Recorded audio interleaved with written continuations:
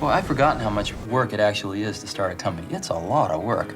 And you've got to do everything. You've got to come up with a name. You've got to come up with a logo. In addition to designing the product, you've got to figure out what to design. You've got to figure out how you're going to get it to the marketplace. You've got to do a part number system. You've got to go get bank accounts. You've got to set up charts, general ledgers, get a management information system, get a little kitchen set up, get a coffee maker, all this stuff. Okay, so today's going to be a slightly different kind of episode, but let me explain.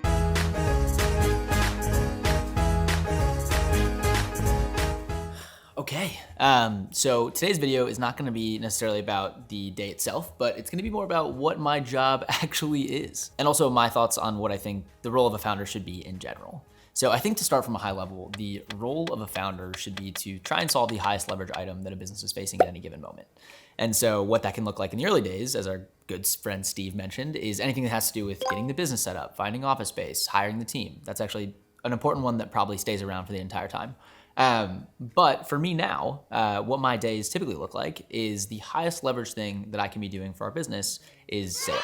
So anything that has to do with getting more eyeballs, finding more customers, or converting more people to paying customers. And so for the millions of folks that have been watching from home over the last few days as I've documented my days, a lot of that time is spent just like sitting on the computer. To walk through what I'm actually doing on the computer, there's a few things. One, I am either taking demos. So when someone books a call for us, I try and explain what our product looks like, and then I try and convert them to a customer. Two, I am sending up follow-up emails to the people that I'm talking to. Or three, I'm just sending up follow-up emails to cold outreach or trying to get more people into the door. Other ways that I try and get folks into our doors is through posting content. So this is a very good example of that. Or I post a lot of stuff on LinkedIn, some of it great, some of it terrible. Basically, anything that has to do with sales is the highest leverage way that I can be spending my time on the business. In the early days, that was a lot different. Most of my time was spent on hiring or on actually working on the product. But now that we have such a kick-ass team, it makes more sense for me to be spending less time on those items and more time on, again, growing the business. And so yeah, that is what my day-to-day actually looks like. It's mostly just sending emails, getting rejected, and trying to get more folks in the door. And so here's the hype reel that I play in my mind as I continue to make those calls and make those emails. Hi. You didn't get it.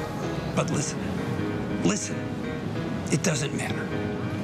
It doesn't, because you don't need them. They're not gonna give it to you? So what? You're gonna take it. You're gonna do whatever it takes. Do you hear me?